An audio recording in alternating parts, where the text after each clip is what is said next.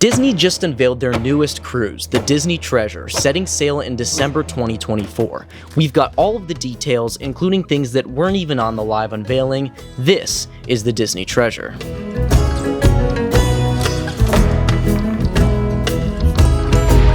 So today Disney did their grand unveiling of the Disney Treasure. They do a live virtual event where they share all of the new details. This one was a little odd. There was like a story to it. It was basically an explorer trying to find treasure throughout the ship, so that's why there's going to be this just guy standing in most of the visuals we have today. It was kind of weird. They shot like half of it on an XR stage, which is in short a fancy green screen, and half of it on the Disney Wish. If you don't know, the Disney Treasure is the sister ship to the Disney Wish. Think how the Disney Dream and Fantasy are sister ships. So not all the offerings are going to be clones or even the same, but some of it will be reskinned versions of the Wish. Alright, let's dive into all the new details. Starting us off with the entrance, you have a very different Grand Hall compared to the Wish.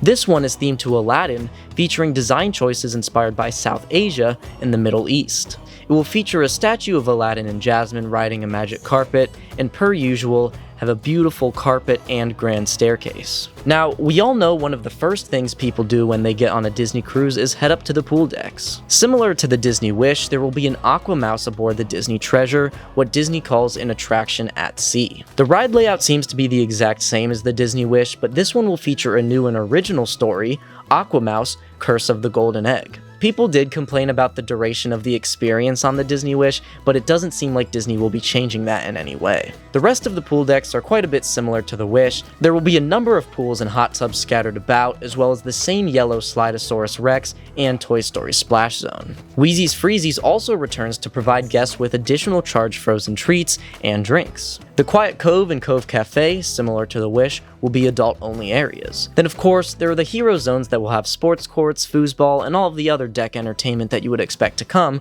with Disney cruises. Alright, finally getting to another new thing. The ice cream parlor aboard the Disney Treasure will be themed to Zootopia rather than Inside Out. Jumbo Suites will be styled very similarly to the location that appears in the film and will feature gelato, ice cream, and more, all for an additional charge. Last but not least for the pool decks, Marceline Market returns as the cruise buffet, and the Mickey-themed Festival of Foods returns as the pizza, barbecue, burger, all that kind of stuff. Alright, that was a lot of time outdoors, so let's go check out all the other family entertainment offerings. First up, we have Sarabi, a Lion King-inspired stage and lounge that will host all kinds of special offerings, such as live music and trivia. Then, for Disney's at-sea Broadway-style shows, the Walt Disney Theater returns as a clone of the Wish version. Here you can see live shows such as Beauty and the Beast, as well as Disney Sees the Adventure. They even teased a new original show that's in development, with more details to be shared soon. There will also be 2 movie theaters, shopping locations, a barbershop and salon,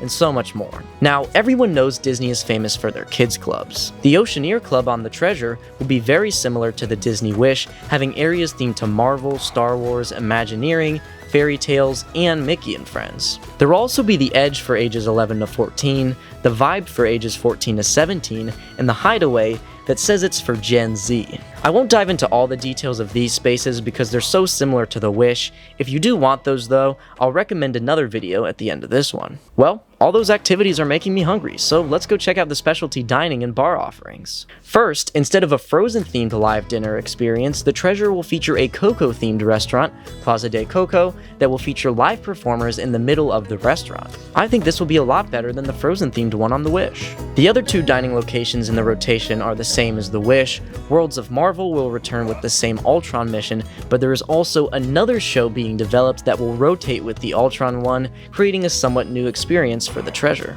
Then last but not least, 1923 will return, inspired by Walt Disney and the golden age of animation. There's also a number of other new spaces. Skipper Lounge, inspired by the Jungle Cruise, will feature a number of subtle references to the attraction, as well as a bar for getting snacks and drinks. This venue will even feature live entertainment. Then next, and this one's admittedly really cool, Periscope Pub will be themed to the classic 20,000 Leagues Under the Sea film. The space will feature an artificial window on the ceiling that looks up at the ocean. The space looks really well designed, but for some reason there's going to be live sports and news in here.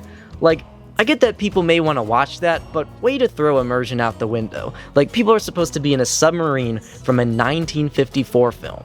Anyways, there's also going to be 2 small walk-up cafes, one subtly themed to Moana and one Mulan. And finally, the Rose, Palo Steakhouse, and Enchante will all be returning from the Disney Wish. Alright, with dinner over, I'm pretty tired, let's go check out the staterooms. These are also quite a bit similar to the Wish. In my mind, they're a little bland, especially the standard rooms, but let's take a closer look. First are the veranda rooms, where most people would stay. They've tied it into the treasure theme, but it's still that very subtle inclusion that they've been doing with their theme park rooms. The concierge suite gives quite a bit more space, as well as access to a private sun deck and complimentary food and drinks. Then, another step up from that are the royal suites. There are 4 aboard the treasure, and these are those crazy 2-story rooms. Then for the highest tier of suite, the tower suite, inspired by Epcot. I'm not even going to make a comment on the Epcot theming, but here you can see the elegance of the suite. So, as you can see, quite a bit of the ship is similar to the Wish, as expected. Because of that, I didn't go into a ton of detail on the spaces that are the exact same as that ship, but if you want that information, be sure to check out our similarly styled video that we made when the Wish came out.